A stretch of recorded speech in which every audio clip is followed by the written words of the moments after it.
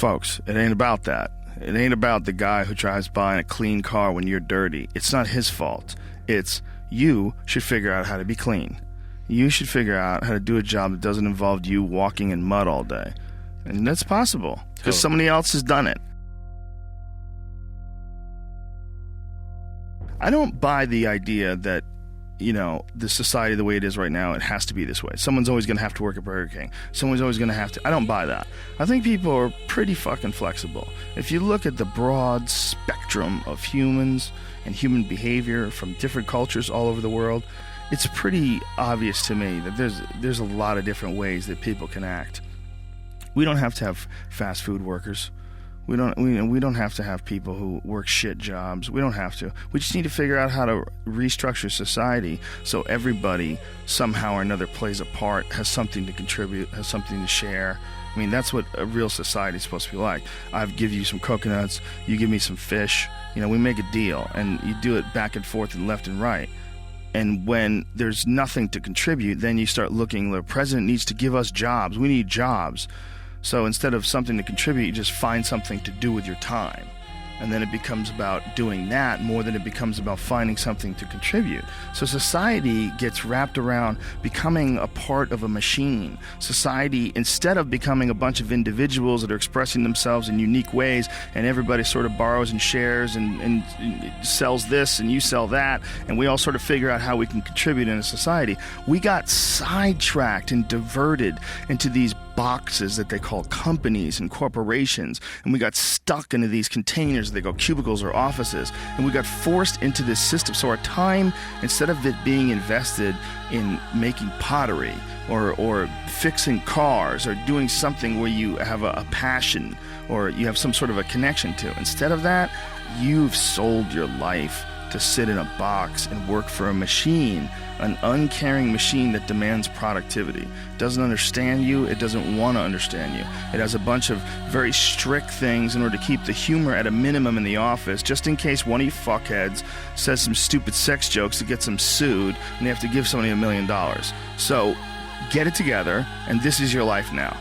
No natural behavior. Everybody's wearing clothes they don't want to wear. Everybody's showing up and doing something they don't want to do. They have no connection to. That's the problem with our society. And then what's the reward for all this stuff? Go home, get a big TV. Go home, you're going to get a shiny belt buckle. You're going to get a nice purse. You're going to wear shoes that you couldn't afford last week. You're going to get that dream car. And every week we're chasing down this new object. And every week we're trying to fill this hole in this sad shadow of a life that we've been left with after work. That you work 8 to whatever hours a day plus commuting, and then you're like this. And that's your life. That's your real fucking life. All that other stuff is not your life anymore. All that other stuff is work. And most of us have committed to that. I know you've been there before, and I've been there before.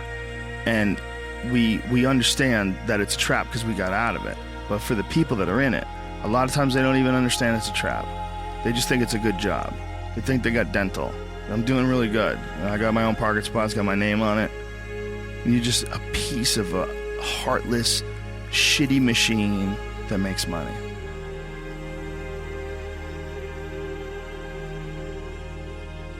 But don't you think you have to go through all that just to figure out what you want to do? Because no, I think I did, but I don't think you have to. Look, I did, but when I became a comedian when I was 21, I was 100% convinced that I was going to be a stand-up comedian for the rest of my life. Like, I didn't need to worry about what was next. I was like, this is what I'm doing. Like, I don't want to do anything else. Like, this is what I'm doing. Once I found it, I was good. All the jobs were just to feed myself while I was trying to make that work. But it's to get one and commit to it and have it become a part of your life becomes really problematic, because if you were a dirtbag like myself who drove limos and did construction and did all these, almost kind of temporary jobs that a lot of people drift in and out of, there's nothing expected of you. But if you get hired by a major corporation and become a big part of their program, like let's say you're also an animator and you get a gig. Like I have a friend who was an illustrator, and he was working for Nickelodeon, and he got fired, and he was panicking, and he was like, shit, I don't know what the fuck to do. He's like, I gotta figure out another job. So he started making paintings and selling his paintings. It was the greatest thing that's ever happened to him. Now his name's Todd White. He's a super successful artist. He makes like this kind of martini style, like cocktails from the like cocktail parties from the 1920s, like those cool kind of cartoonish martini glass things.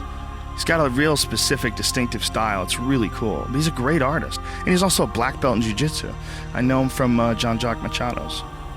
He's a great guy, but it was an opportunity for him to lose a job, and even a job that he loved as an illustrator. But, I'm sure he'd much rather do what he wants to do and do what's going on in his mind. Oh, that's cool stuff. Oh, he's really cool. He's badass. And he's a great guy, too. Very cool guy.